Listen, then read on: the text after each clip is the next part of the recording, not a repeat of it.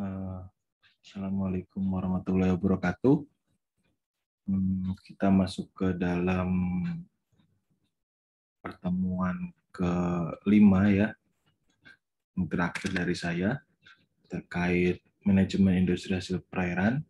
Kita masuk ke dalam pembahasan tentang sistem informasi manajemen ya.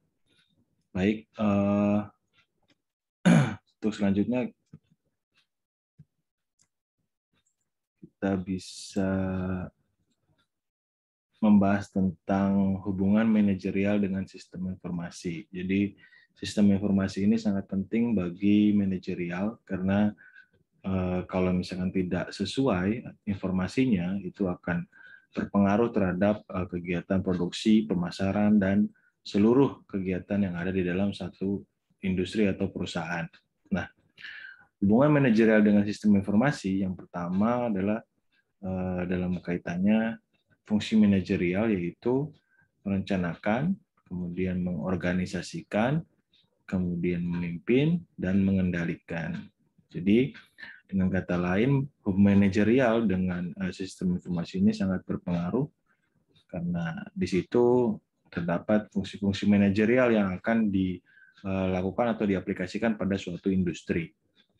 Nah, kaitan dengan informasi adalah untuk mengantisipasi masalah, ya, kemudian mengembangkan keterampilan, dan melakukan tindakan-tindakan koreksi ketika ada beberapa hal yang menjadi permasalahan di dalam suatu industri, ya, rangkaian industri seperti dalam konteksnya produksi dan pemasaran. Nah, hanya dengan informasi yang akurat dan tepat waktu, ya, manajer dapat memonitor sebuah perusahaan ke arah sasaran dan mengubah rencana menjadi kenyataan. Jadi dengan kata lain, aplikasi-aplikasi yang memang ada di dalam suatu perusahaan biasanya harus sesuai dengan kenyataan yang ada. Jadi kalau misalkan teman-teman tahu dalam suatu perusahaan biasanya mereka memiliki aplikasi ya, aplikasi yang memang mendukung kegiatan proses produksi yang ada di suatu industri. Nah, kalau misalkan di Untirta sendiri, salah satu contohnya misalkan kita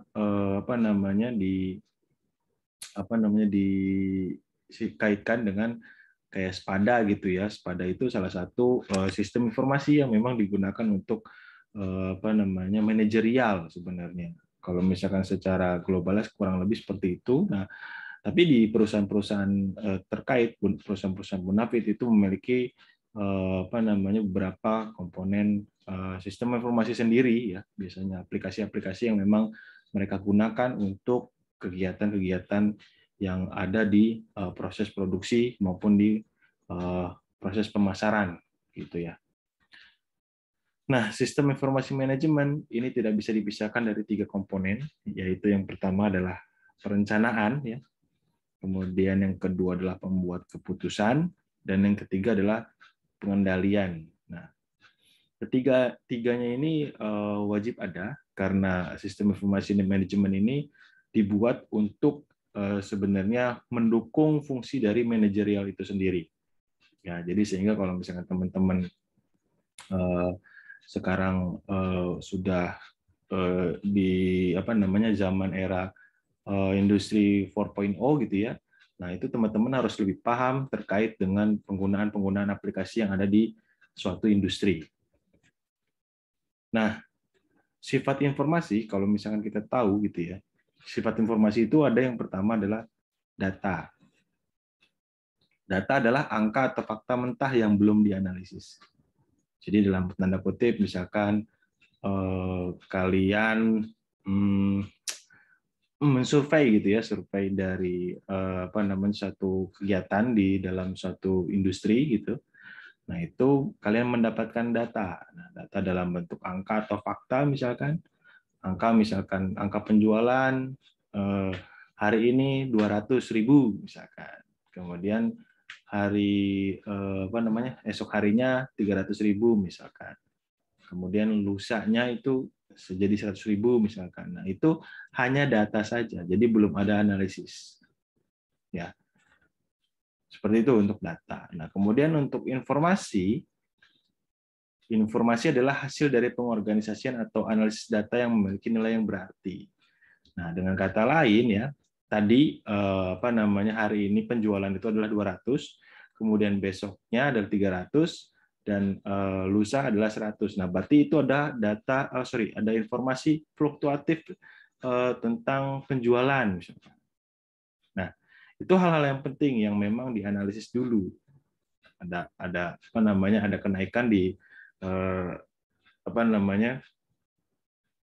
di hari esok gitu ya. Kemudian di lusa itu ternyata dia turun gitu. Kurang lebih kayak gitu.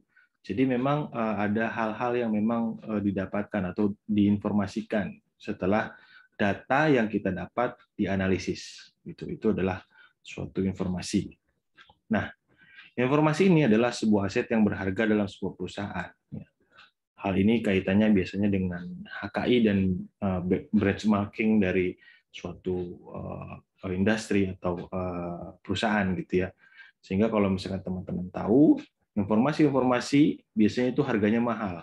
Ya, kalau misalkan dalam satu industri, itu informasi itu harganya mahal. Contohnya apa? Misalkan informasi terkait dengan penjualan suatu perusahaan, kemudian bahan baku gitu ya. Bahan baku itu juga penting, bahan bakunya dapat dari mana dan suppliernya siapa gitu ya.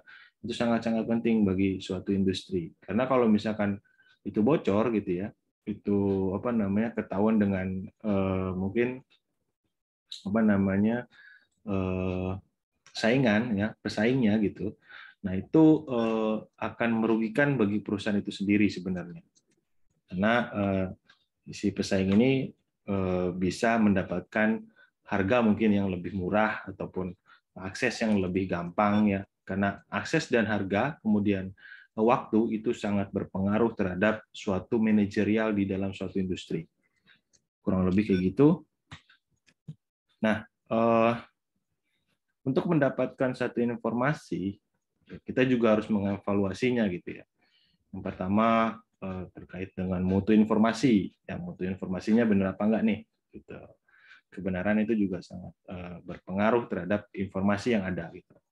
Kemudian ketepatan waktu informasi gitu ya. Ini juga penting ketika dalam suatu proses produksi itu ketepatan waktu informasi itu harus benar-benar dipelihara dengan baik gitu ya. Jadi kalau misalkan dari pemasaran misalkan dia mintanya produksi 200 pieces gitu ya. Nah, orang produksi itu wajib mengetahui karena permintaan dari konsumen dia mintanya 200. Jadi nggak boleh lebih dari 200. Kalau enggak juga nggak boleh kurang. Jadi harus pas 200. Untuk apa? Untuk mengefisienkan dan mengefektifkan suatu kegiatan industri gitu. Kemudian jumlah informasi juga teman-teman harus paham bahwa jumlah informasi ini juga harus disesuaikan gitu ya. Kalau misalkan terlalu banyak informasi-informasi yang memang tidak bagus mutunya ya jangan dikaji lebih lanjut gitu ya. Biarkan diabaikan saja. Nah, kemudian relevansi ini relevan atau tidak terkait dengan informasi-informasi yang yang ada dari atau yang terdapat dari satu industri gitu. Nah, dalam konteksnya kita ngomongin tentang mutu informasi. Nah, mutu informasi ini semakin akurat informasi, maka semakin tinggi mutunya dan semakin stakeholder mempercayainya untuk membuat sebuah keputusan. Jadi dalam hal ini mutu informasi ini sangat penting ya, untuk menentukan arah perusahaan itu sendiri. Jadi misalkan di satu kegiatan ya kita bisa mengacu kepada biasanya BEJ gitu ya, Bursa Efek Jakarta atau bursa-bursa yang lain yang memang dalam konteksnya itu memang informasi yang akurat yang memang ada di dalam satu saham ya di global gitu ya. Kurang lebih kayak gitu untuk yang mutu informasi. Nah, kemudian biaya untuk memperoleh informasi akan naik jika mutu yang diinginkan semakin tinggi ya. Jadi informasi ini juga bisa dijadikan sebagai bisnis gitu ya. sebagai bisnis ketika informasi ini memang sangat penting ya. Kalau misalkan teman-teman nggak tahu informasi itu juga sangat berbahaya. Misalkan kayak contohnya kalau yang di kalian seperti beasiswa dan segala macam gitu ya, itu juga penting buat kalian gitu. Ketika informasi beasiswa itu telat gitu kan, berarti kan kalian tidak bisa mencoba untuk beasiswa tersebut gitu. Nah makanya semakin tinggi informasi atau semakin akurat informasinya, itu akan semakin tinggi nilainya. Nah, informasi dengan mutu yang baik biasanya disertai dengan dokumen pendukung yang relevan. Nah, ini juga penting. Makanya kalau misalkan dapat informasi itu harus disertai dengan beberapa pendukung yang relevan. Kalau misalkan dokumen-dokumennya tidak relevan, itu tidak sah atau tidak baik mutunya, sehingga informasi tersebut bisa diabaikan. Nah, untuk ketepatan waktu informasi, ini digunakan untuk sebuah bentuk koreksi atau pengendalian ya. Tindakan korektif ini harus diterapkan sebelum terjadinya deviasi atau gap ya yang besar dari rencana atau standar. Dengan kata lain, kalau misalkan teman-teman tahu gap atau deviasi yang besar ini menyebabkan adanya selisih antara komponen rencana atau standar dengan kenyataan. Jadi kalau misalkan bisa informasi yang ada itu gap-nya kecil atau deviasinya sangat kecil sehingga informasinya menjadi akurat untuk dalam satu konten ketepatan waktu dalam informasi. Nah, informasi yang dibutuhkan harus tersedia berdasarkan ketepatan waktu dan pengguna informasi. Jadi, tindakan yang diambil sesuai dengan harapan. Jadi, kalau misalkan tidak sesuai dengan waktu atau masih ada yang tadi saya jelaskan tadi, misalkan konsumennya dia minta 500 atau 200 gitu ya. Nah, orang produksi itu harus tahu. Ya, orang produksi harus tahu. Karena orang pemasaran dengan orang produksi itu harus sinkron gitu. Kalau misalkan nggak sinkron, dia bisa menjadi satu kerugian ketika misalkan orang pemasaran mintanya 200, ternyata orang produksinya dia memproduksi lebih, misalkan sampai 500 gitu. Nah, itu kan berarti kita rugi 300 karena 300 ini harus dicari lagi pasarnya. Kemudian kalau misalkan orang pemasarannya minta 200, nah orang produksinya dia nggak tahu, dia hanya 100 saja gitu ya produksinya. Nah, itu kan berarti kurang 100 sehingga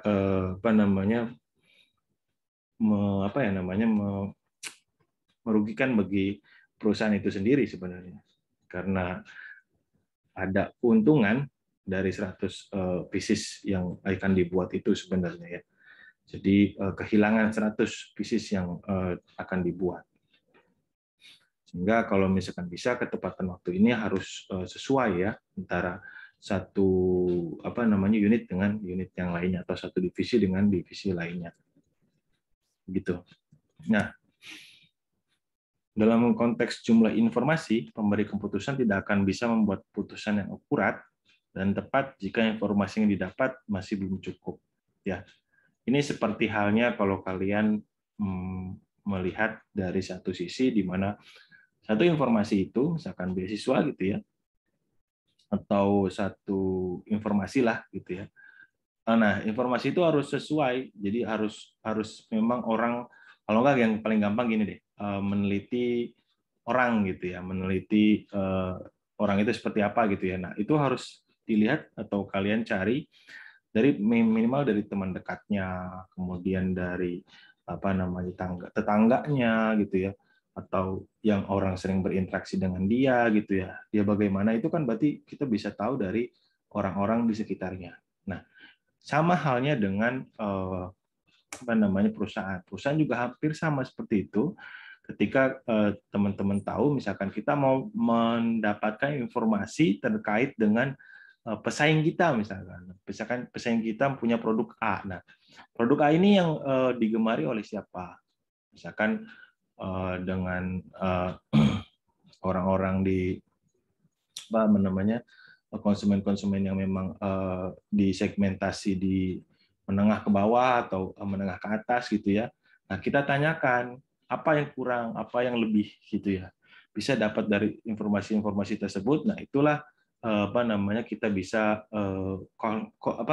kalkulasikan dan memang bisa diakurasikan bahwa informasi tersebut bisa akurat ya dengan tadi konteksnya lebih banyak apa namanya orang yang kita survei gitu ya.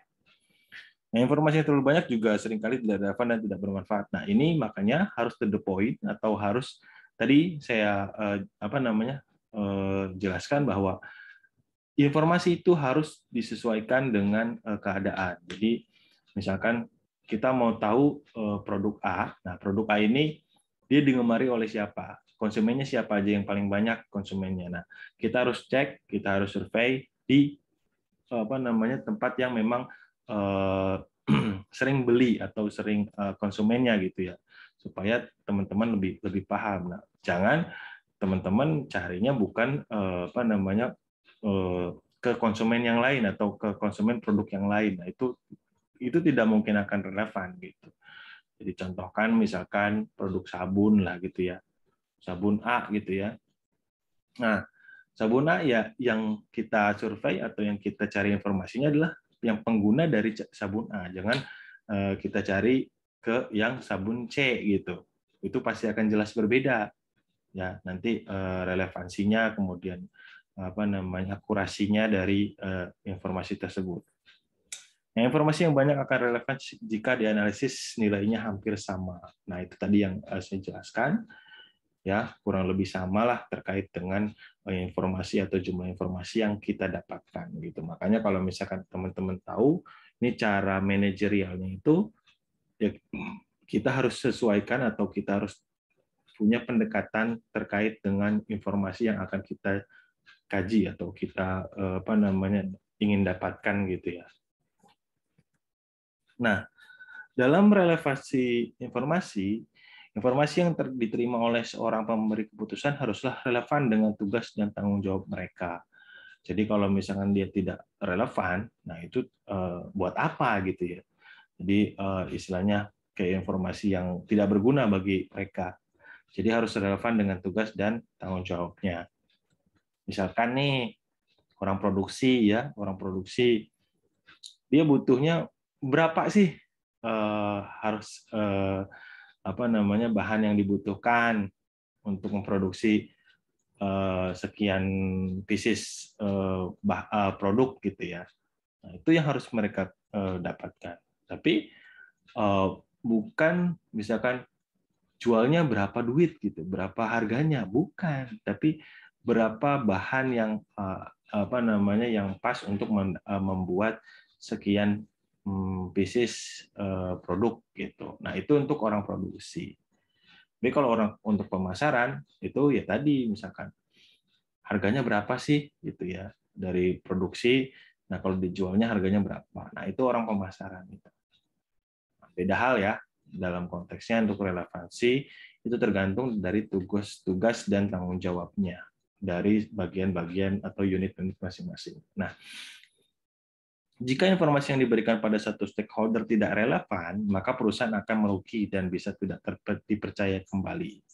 Karena prinsip sebuah bisnis dan manajemen adalah kepuasan pelanggan. Ya, kalau misalkan teman-teman tahu, bisnis itu sebenarnya bisikan si manis ya. Jadi intinya adalah trust atau kepercayaan. Ya. Jadi kalau bisnis, semua bisnis atau perusahaan itu semua adalah kepercayaan.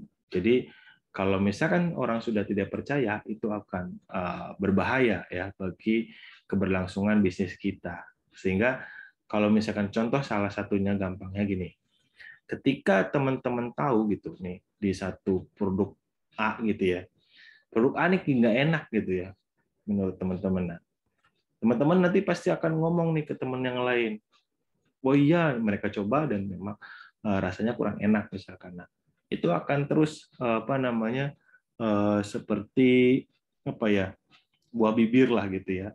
viral tuh. Nanti ketika viral otomatis bisnisnya akan berhenti. Nah, itu benar-benar harus dijaga karena kepuasan pelanggan atau trust ya atau kepercayaan itu sangat penting bagi keberlangsungan dari suatu industri gitu. Nah, kita ngomongin sistem informasi manajemen. Nah, sistem informasi manajemen ini merupakan metode formal penyedia informasi yang akurat dan tepat waktu kepada manajemen yang diperlukan untuk mempermudah proses pengambilan keputusan dan membuat organisasi dapat melakukan fungsi perencanaan, pengendalian, dan operasi secara efektif dan efisien. Ya. Jadi itu kurang lebih arti dari sistem informasi manajemen. Nah, dalam konteksnya sistem informasi manajemen ini bisa di dalam komputer ya. Jadi penggunaan komputer itu sangat praktis sekali karena di sini ada beberapa hal yang memang perlu kalian pahami. Ada yang pertama ada DSS atau Decision Support System, yaitu sistem komputer interaktif yang mudah diakses dan dioperasikan oleh orang yang bukan pakar dalam hal komputer untuk membantu mereka dalam merencanakan dan mengambil keputusan. Jadi aplikasi lah ya, jadi aplikasi yang memang bisa digunakan oleh seluruh orang, ya itu namanya Decision Support System. Jadi si tim IT-nya itu membuat suatu aplikasi atau sistem yang memang gampang digunakan oleh orang-orang yang lain. Kemudian ISS Expert System ini didesain untuk menerapkan hasil penelitian AI atau Artificial Intelligence untuk beberapa masalah dengan menirukan kemampuan dan penilaian manusia ahli. Jadi kalau Expert System ini dibantu oleh beberapa komponen Artificial Intelligence yang memang digunakan untuk mengatasi beberapa permasalahan yang memang ada di dalam suatu perusahaan. Nah, kemudian ada Flexible Manufacturing System, adalah proses teknologi produksi yang dikendalikan oleh komputer. Nah, ini cocok untuk menghasilkan produk yang relatif berbeda dengan volume yang sedang. Jadi produknya berbeda ya, atau diversifikasi produknya banyak dengan volume yang sedikit. Sedang. Nah, kemudian ada computer integrated ya. Ini beberapa jenis-jenis yang memang ada di dalam satu industri ya.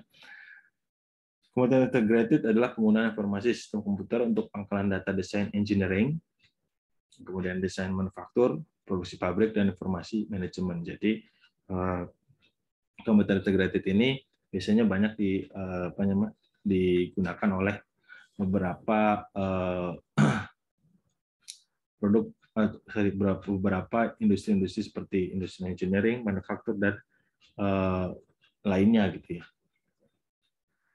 Kemudian ada computer aided design ya, adalah program software yang memungkinkan merancang produk baru sehingga dapat mentransformasikan ciptaannya secara cepat ke lapangan. Nah, ini juga tools ya sebenarnya yang saya kasih tahu ini adalah sebenarnya beberapa tools di mana teman-teman bisa mempelajari tentang sistem informasi manajemen melalui basisnya adalah basis teknologi komputer dan jaringan ya, kurang lebih kayak gitu.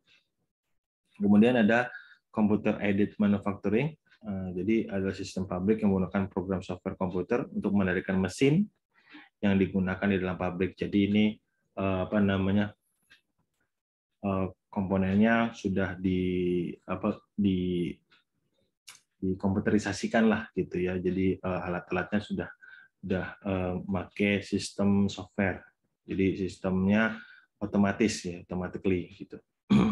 Untuk yang computer aided manufacturing. Nah, kemudian ada robotic system. Ini juga mirip dengan computer aided ya. Tapi kalau robotik ini memang langsung bekerja sendiri. Nah, mesin yang diprogram secara rutin dan berulang-ulang, dia tidak bergantung kepada manusia gitu, kurang lebih seperti itu. Jadi robotik sistem ini memang yang paling canggih ya. Cuma kayaknya di Indonesia masih belum ada banyak gitu ya. Kalau untuk perusahaannya yang memang sistemnya itu sudah robotik, sistem itu udah canggih banget gitu ya. Itu udah 4.0 atau 5.0 gitu ya industrinya gitu. Sehingga kalau misalkan teman-teman tahu ya, sistem informasi manajemen ini sebenarnya dia lebih ke arah apa namanya? Komputer dan jaringan yang memang digunakan untuk mempercepat atau apa namanya? Membantu fungsi manajerial yang ada di dalam suatu industri. Yang tadi terkait dengan perencanaan, pengendalian dan apa namanya? Produksi gitu ya. Oke, apa namanya? Demikian slide presentasi dari saya. Kurang lebihnya saya mohon maaf. Assalamualaikum warahmatullahi wabarakatuh.